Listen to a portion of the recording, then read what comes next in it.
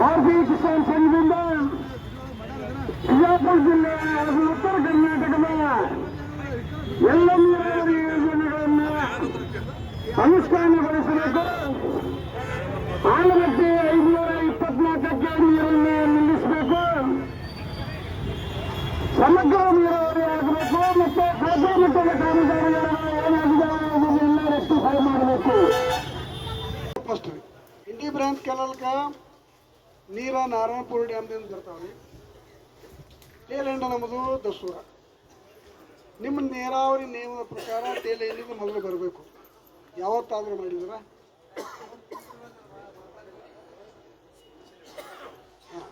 Initial ಯಾರು ಭೀ ಕೊಡ್ತಾರೆ. ಯಾರು ಟೇಲ್ ಎಂಡಿಂದ ನೀರು ತರ್ತಾರೆ ಅವರು ನಿಜವಾದ ಅಧಿಕಾರಿ ಅಂತ ನಾವು ನಂಬ್ತೀವ್ರಿ. ದಯವಿಟ್ಟು ಪ್ರತಿ ಸಲನೂ ನಾವು ಆ ಇಂಡಿ ಬ್ರಾಂಚ್ ಕೆನಲ್ ಅವರು ಹಾವಿನಾಳ, ಹತ್ತಹಳ್ಳಿ, ಪೆದ್ದೆವಾಡಿ ಏನು ದಸೂರು ಹಿಡ್ಕೊಂಡು ಜನ ಅದಲ್ರಿ ಲಚ್ಚಾಂಡ್ ಹಿಡ್ಕೊಂಡು ಯಾವಾಗಲೂ ಹೋರಾಟ ಮಾಡೇ ನೀಡ್ತಾವೆ. ಅದು ಹಿಂಗೆ ಗೊತ್ತಂದ್ರೆ ಬಂದ್ ಮಾಡಿರ್ತೀವಿ. ಮಳೆಗಾಲದಾಗೂ ಬರಂಗಿಲ್ಲ. ಮತ್ತೆ ಪ್ರಸ್ತುತ ಪರಿಸ್ಥಿತಿಯಲ್ಲಿ ನಾನು ರಾಂಪುರ ಡಿವಿಷನ್ ಎಕ್ಸಿಕ್ಯೂಟಿವ್ ಇಂಜಿನಿಯರ್ ಇದ್ದೀನಿ.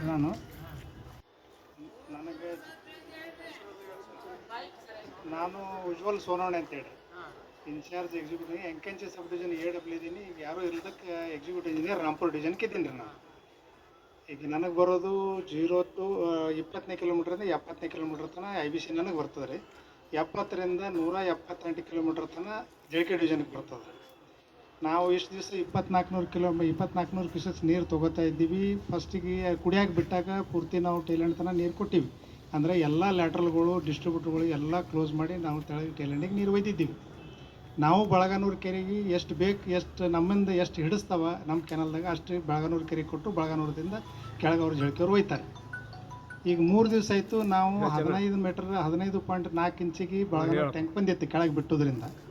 ಈಗ ಮತ್ತೆ 3 ದಿವಸ ಬಂದ್ ಮಾಡಿ ನಾವು ಬಳಗಾನೂರು ಟ್ಯಾಂಕ್ ಇವತ್ತು 17 ಫುಟ್ 3 ಇಂಚ್ ಮಾಡಿಕೊಂಡು ನಿನ್ನೆ ಸಾಯಂಕಾಲ ಬಳಗಾನೂರು ಟ್ಯಾಂಕ್ನಿಂದ ಕೆಳಗಿನ ಗೇಟ್ ಓಪನ್ ಮಾಡಿಕೊಂಡು ಕೆಳಗೆ ಎಲ್ಲರಿಗೆ ನೀರು ಕೊಡ್ರಿ ಅಂತ ಹೇಳಿದ್ರು ಸರ್ ಎಕ್ಸಿಕ್ಯೂಟಿವ್ ಇಂಜಿನಿಯರ್ ಜಳಕಿಗೆ. ಅವ್ರು ಆ ಕಡೆ ಪ್ರಯತ್ನ ಮಾಡ್ತಾ ಇದ್ದಾರೆ. ನಾವು ಕಂಟಿನ್ಯೂಸ್ ಆಗಿ ಈಗ ಏನು ನೀವು ಅಂತಿರಲ್ಲ ಟೈಲೆಂಡಿಗೆ ನೀರು ಕೊಟ್ಟು ಕೆಳಗೆ ತೊಗೊಂಬರ್ರಿ ಅಂತ ನಮ್ಮ ಅನಿಸಿಕೆಗಳದಾವ. ಅದನ್ನು ನಮ್ಮ ಚೀಫ್ ಇಂಜಿನಿಯರು ನಮ್ಮ SC ಅವ್ರ ಜೊತೆ ಜಳಕಿ ಎಕ್ಸಿಕ್ಯೂಟಿವ್ ಇಂಜಿನಿಯರ್ ಜೊತೆ ಮಾತಾಡಿಕೊಂಡು ಆ ಪ್ರಕಾರ ನಿರ್ಣಯ ತೊಗೊಂಡು ಹೆಂಗೆ ಸಾಧ್ಯತೆಗಳದಾವ ನೋಡ್ಕೊಂಡು ನಮ್ಮ ಟೈಲೆಂಡಿಗೆ ಫಸ್ಟ್ ಕೊಟ್ಟು ನಾನು ಮ್ಯಾಗ ಬರೋಕ್ಕೆ ಪ್ರಯತ್ನ ಪಡ್ತೀವಿ. ಈ ಕೆರೆ ತುಂಬತೈತಿ ಅಂತ ಡಿಸೈನ್ ಅದು ಐತು. ಏನು ನಮಗೈತೆ ನೀವು ನೋಡ್ತೀವಿ ಮಾಡ್ತೀವಿ 60 ವರ್ಷ ಆದಿನ ದಿನ ಈಗ ಅದನ್ನು ಮತ್ತೆ ಹೇಳಕತ್ತೀರ ಏನು ವಿಷಯ?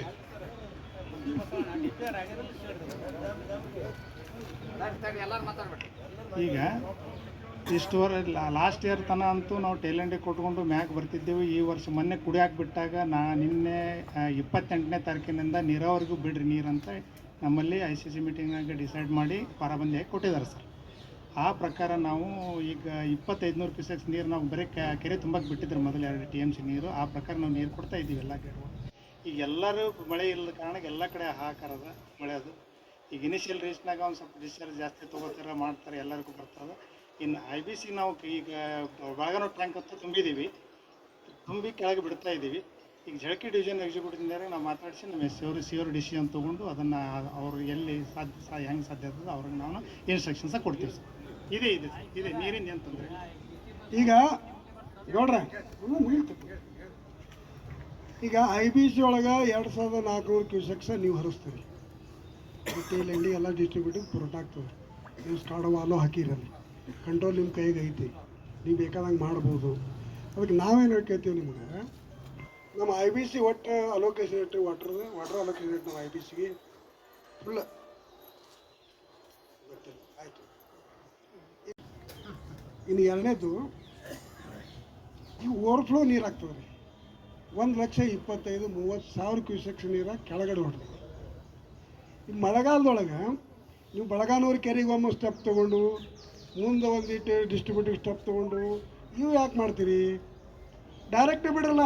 1,25,000 ಕ್ಯೂಸೆಕ್ಸ್ ಹೊಂಟದ. ನಿಮ್ಗೆ ಬೇಕಾದ್ರೆ 2,400 ಕ್ಯೂಸೆಕ್ಸ್, ಇನ್ನೊಂದು 500 ಕ್ಯೂಸೆಕ್ಸ್ ಹೆಚ್ಚಿ ಬಿಡ್ರಿ. ಬಳಗನವ್ರು ಕೊಂಡು ಟರ್ನ್ ಮಾಡಿರಿ, ಎಲ್ಲ ಟಿಶ್ಯೂ ಓಪನ್ ಮಾಡಿಬಿಡ್ರಿ, ಎಲ್ಲ ಸ್ಕಾಡವ ನಿಮ್ಮ ಕೈ ಕಂಡ್ರಿ, ಪಟ ಬಿಡು ಓಪನ್ ಮಾಡಿರಿ, ಎಷ್ಟು ಫ್ಲೋಪ ಕಟ್ಬಿಡ್ರಿ. ಅಕಸ್ಮಾತ್ ಎಲ್ಲ ಹೆಚ್ಚು ಕಡಿಮೆ ಆಯ್ತು ವಾಚ್ ಆ್ಯಂಡ್ ವಾರ್ಡ್ ಮಾಡಿರಿ, ಎಸ್ಕೇಪ್ ಒಳಗೆ ಎದ್ದು ಬಿಡ್ರಿ. ಹಂಗೆ ಪರ್ಸನ್ ಹಳ್ಳಕ್ಕೆ ಹೋಗಲಿ ನೀರುಗಳು, ಹಳ್ಳ ಹರಿ ತುಂಬ್ತಾವ. ಇದನ್ನ ಯಾಕೆ ಮಾಡೋಂಗಿಲ್ಲ ನೀವು? ಆ ರೈತರಿಗೆ ಹೊಡೆದಾಡಕ್ಕೆ ಹಚ್ಚಿ ದಂಡೆಯವ್ರಿಗೆ, ತೆಳಗಿನವ್ರಿಗೆ, ಮ್ಯಾಗಿನವ್ರಿಗೆ. ಮದುವೆ ನಮಗೆ ಕೂಳಿಲ್ಲ ಸಾಯ್ಲಾಯ್ತಿದ್ದೆವು, ನಮಗೆ ನೀರಿಲ್ಲ, ಅವ್ರಿಗೆ ಅವ್ರು ಬಿಡ್ತಾರಲ್ಲ ಇವ್ರು ಬಿಡ್ತಾರ, ನಾವು ಹೋರಾಟಕ್ಕೆ ಬರೋದು ಯಾಕೆ ಹರ್ಕತ್ ಬರೋದು? ಇದನ್ನು ಮಾಡ್ಲಿಕ್ಕೆ ಏನು ಪ್ರಾಬ್ಲಮ್ ನನಗೆ ಗೊತ್ತಿಲ್ಲ. ಈಗ ಮೊನ್ನೆ ಕುಡಿಯುವಾಗ ನೀರು ಬಿಟ್ಟಾಗ ನಾವು 84 ಎಸ್ಕೇಪ್ ನಾದ ಹಳ್ಳಕ್ಕೆ ನೀರು ತೊಗೊಂಡು ಭೀಮಾ ನದಿಗೆ ಸೇರಿಸೋ ಪ್ರಯತ್ನ ಮಾಡಿದ್ದೀವಿ, ಅಲ್ಲಿ ಕೊಟ್ಟಿದ್ವಿ. ಕೊಟ್ಟ ನಂತರ ನಮ್ಮಲ್ಲಿ ಗತ್ತರ್ಗ ಬ್ಯಾರೇಜಿಗೆ ನೀರು ಇದ್ದಿತ್ತಿಲ್ಲ. ಗತ್ತರ್ಗ ಗಣಗಾಪುರ ಯಾತ್ರೆ ಇತ್ತಂತೇಳಿ ನನ್ನ ಡಿವಿಷನ್ ಅಂಡರ್ ಬರೋದ್ರಾಗ ಗಣಗಾಪುರ ಡಿಸ್ಟ್ರಿಬ್ಯೂಟರ್ ಲೆವೆನ್ಕ್ಕೆ ನೀರು ತೊಗೊಂಡು ಗತ್ತರ್ಗ ಬ್ಯಾರೇಜಿಗೆ ನಾನು ನೀರು ತೊಗೊಂಡು ಗತ್ತರ್ಗ ಬ್ಯಾರೇಜಿಂದ ಗಣಗಾಪುರಕ್ಕೆ ಫುಡ್ ಮುಟ್ಸೋ ಪ್ರಯತ್ನ ನಾನು ಮಾಡಿದ್ದೀನಿ ಸರ್.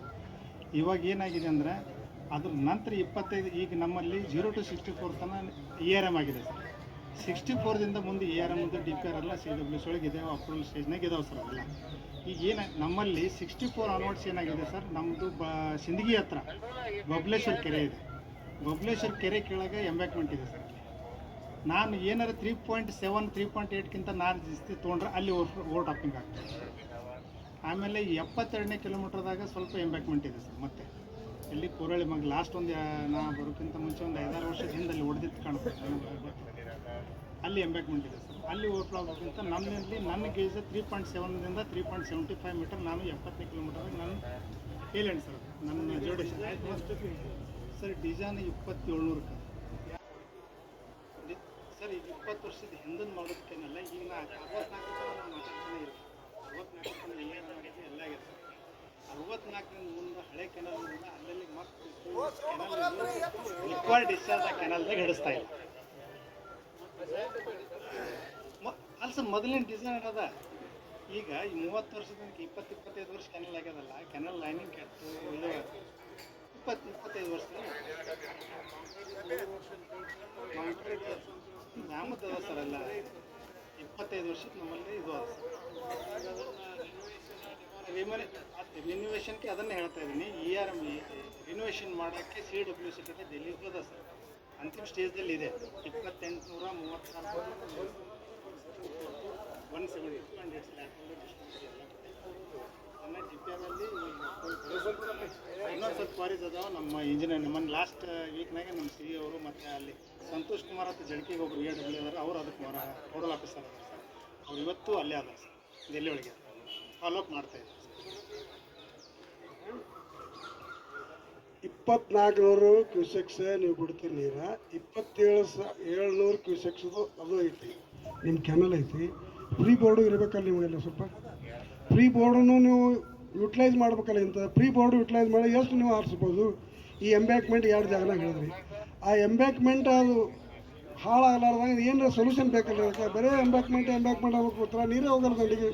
ಹೇಳೋದು ಎಷ್ಟಿಲ್ಲ ರೀ, ಅದಕ್ಕೆ ಏನು ಸೊಲ್ಯೂಷನ್ ತೊಗೊಂಡಿರಿ, ನೀವೇನು ಕ್ರಮ ತೊಗೊಂಡ್ರಿ, ಅದ್ರದ್ದು ಏನಿದ್ರೆ ನಾವು ರೆಕಾರ್ಡ್ಸ್ ಕೊಡ್ರಿ. ನೀವೆಲ್ಲಿ ಕಳಿಸಿರೋ ನಾವು ಆಫೀಸ್ ಬೇಕಾದ್ರೆ ಸೆಕ್ರೆಟೇರಿಯೇಟ್ನಾಗ ಹೋಗ್ತೇವೆ, ನಿಮ್ಮ MD ಆಫೀಸ್ಗೆ ಹೋಗ್ತೇವೆ. ನೀವು ಯಾಕಾದ್ರೂ ತೊಗೋತೀರಿ, ನಾವು ಇದ್ದೇವೆ, ನಿಮ್ಮ ಪರವಾಗಿರ್ತೇವೆ, ನಿಮ್ಮ ಆಫೀಸರ ಪರವಾಗಿದ್ದೇವೆ, ನೀವು ಡಬ್ಲ್ಯೂ ಇದೆ ನಿಮ್ಮ ಪರವಾಗಿರ್ತೇವೆ ನಾವು. ಎಷ್ಟು ನೀವು ಕ್ಯೂಸೆಕ್ ಸರಿಸ್ಬೋದು. ಆ ಎಂಬ್ಯಾಕ್ಮೆಂಟ್ ಅಷ್ಟು ಹರಿಸಲಿಕ್ಕೆ ಎಂಬ್ಯಾಕ್ಮೆಂಟ್ 2 ಫುಟ್ ಎತ್ತರ ಮಾಡಬೇಕು. ಅದು ಏನು ಮಾಡಬೇಕು ಅದನ್ನು ಪ್ರೊಜೆಕ್ಟ್ ಮಾಡಿ ಅದನ್ನು ಕಳಿಸಿ ನಮಗೊಂದು ಕಾಪಿ ಕೊಟ್ಟು ನಾವು ಮಾಡ್ತೀವಿ. ಸೆಂಟ್ರಲ್ ವಾಟರ್ ಕಮಿಷನರ್ಗೆ ಕೊಟ್ಟಿದ್ದೀವಿ ಸರ್. ಅಲ್ಲಿ ಏನೂ ತೊಂದರೆ ಇಲ್ಲ ಸರ್ ನನಗೆ ಸರ್. ಬಂದ ಹಾಂ, ಅದನ್ನೇ ಈಗ DPR CR CWCಗೆ ಎಲ್ಲಿಗೆ ಹೋಗಿದೆ ಸರ್. ಈಗ ಸುಮಾರು ಒಂದೂವರೆ ವರ್ಷದಿಂದ ನಡೆದ ಸರ್. 1.5 ವರ್ಷದಿಂದ ಹೌದು ಸರ್. CWCಲ್ಲಿದೆ, ಅಪ್ರೂವಲ್ ಆಗಬೇಕದು.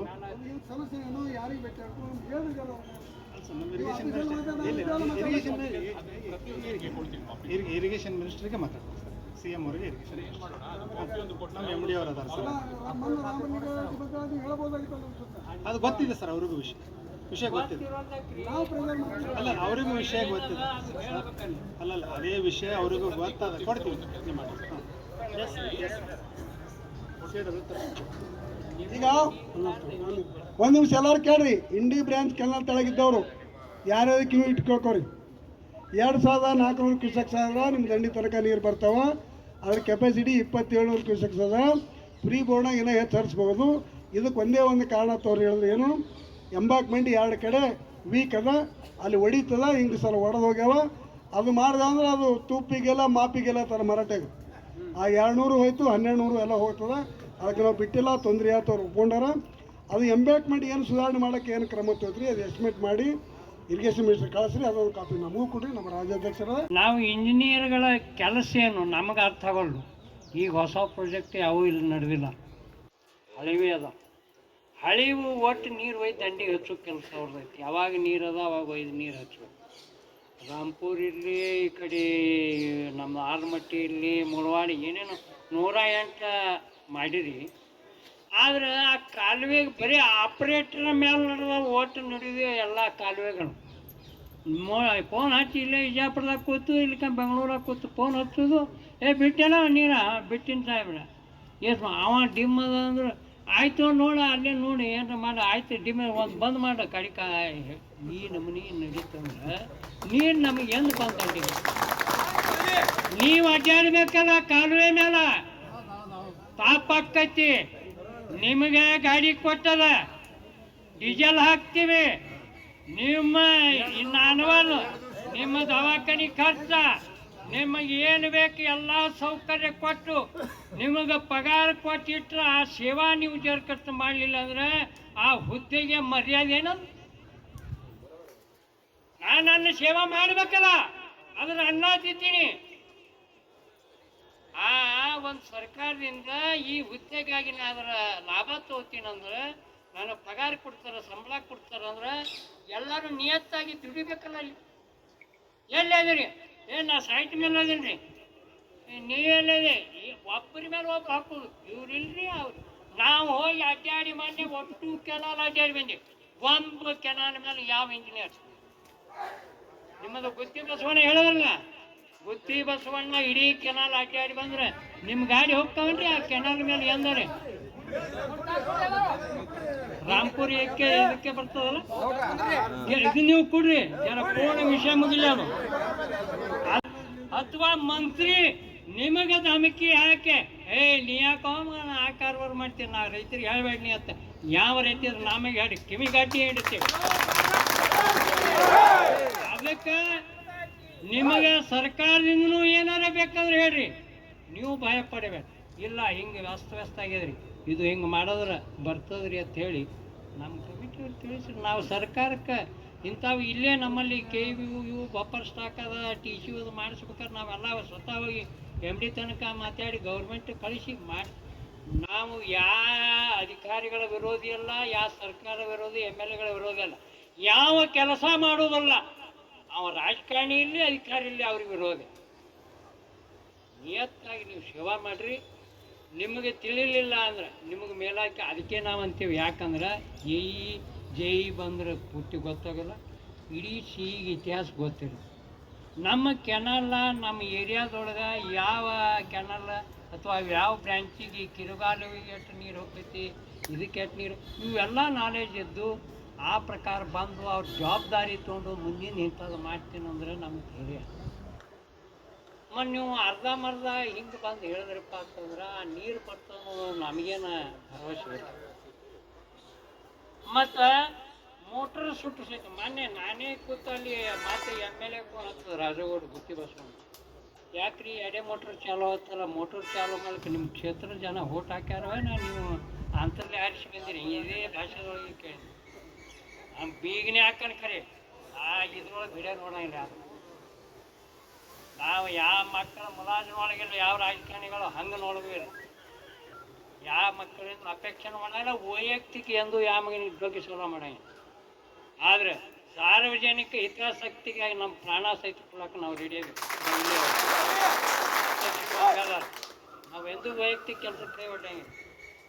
ಆದರೆ ನಮಗೇನು ನೋವು ಆಗ್ಲಿಕ್ಕತ್ತದಂದ್ರೆ ಇಷ್ಟು ಎಲ್ಲ ಬೇಕಾದ ಮಾಡಿಟ್ಟಾರ.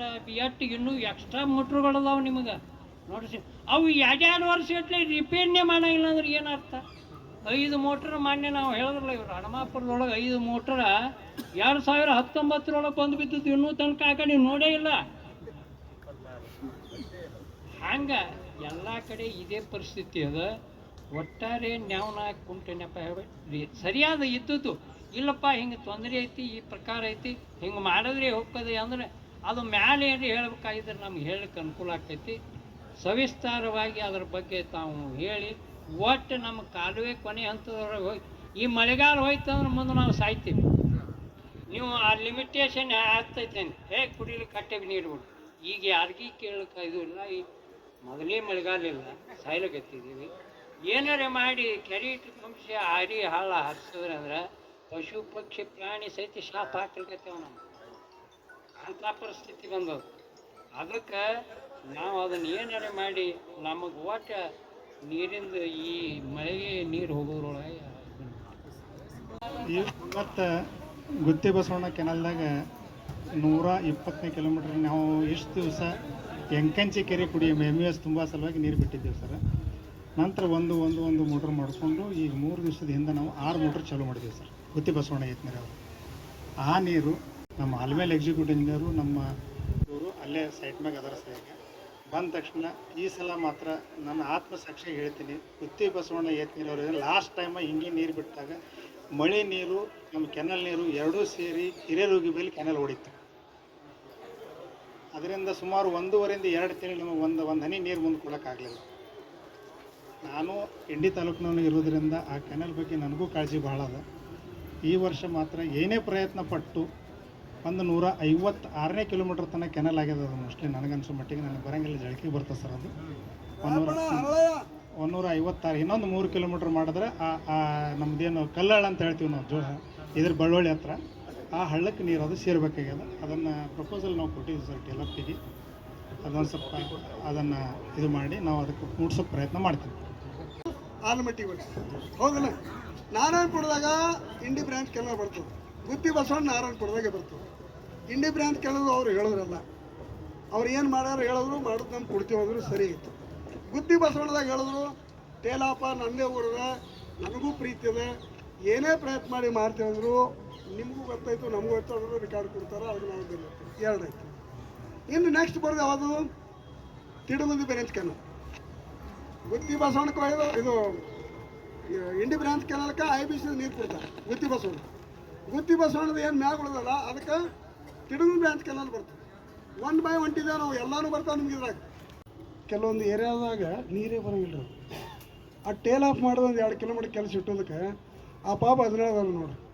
ಈ ಮಲ್ಟಿ ವಿಲೇಜಾಗ ವಾಟರ್ ಸಪ್ಲೈಗೆ ಒಂದು ಕೆರೆ ಮಾಡೋರಿ. ಆ ಒರಿಜಿನಲ್ 3 ಕೆರೆ ಮಾಲಕರು ಸತ್ತ ಹೋಗ್ಬಿಟ್ರೆ ಅವ್ರು ನೀರೇ ಇಲ್ಲ ಒಟ್ಟ. ಈ ಕಡೆ ಭೀಮಾದಿಂದ ಇಲ್ಲ, ಕೃಷ್ಣದಿಂದ ಇಲ್ಲ. ಅವ್ರು ಏನು ಮಾಡ್ಬೇಕ್ರಿ? ನೋಡಿ, ನಾವು ಎಷ್ಟು ಪ್ರತಿ ಸಲ ಕೇಳ್ತೇವೆ ಕಿವಿ ಹಾಕಿದ್ರೆ ಆಯ್ತು ಮಾಡ್ತೇವೆ, ನೋಡೋಣ ಎಷ್ಟು ಕೇಳಿದ್ರು. ಇದು ಗುತ್ತಿ ಬಸವಣ್ಣ ಟೇಲಾಪುರ ಇವು 4 ನಿಮ್ಮ ಅಂಡರ್ ಬರ್ತಾರೆ. ಈಗ ಚಡ್ಚಾಣ ಲಿಫ್ಟ್ ಬೇಡ, ಇದು ಮುರೇನಿ ಸಂಪ್ರದಾಯ. ಅದಕ್ಕೆ ನೀವೇನು ಸೊಲ್ಯೂಷನ್ ಕೊಡ್ತೀರಿ ನಮ್ಗೆ? ಆ ಸಂಘ ಪ್ಯಾಕೇಜ್ ಏನಾದ್ರು ಇಂಚಗೇರಿ ಕೆರೆ ತನಕ 2ನೇ ನಂಬರ್ ಕೆರೆ ತನಕ ನೀರು ಹೋಗುವ ವ್ಯವಸ್ಥೆ ಸರಾಗಿ ಆಗಬೇಕು. ಗೋಡ್ಯಾಳ ಬರಡೋಲ ಬಾಂಧವಗಳಿಗೆಲ್ಲ ಕನೆಕ್ಷನ್ ಕೊಟ್ಟು ಹಳ್ಳ ಹರಿಗಳಿಗೆ ನೀರು ತುಂಬಿಸುವಂಥ ವ್ಯವಸ್ಥೆ ಮಾಡಬೇಕು. ಅದಕ್ಕೆ ನೀವೇನು ಸೊಲ್ಯೂಷನ್ ಕೊಡ್ತೀರಿ? ಅದಕ್ಕೆ ಏನು ಹೇಳ್ತೀರಿ?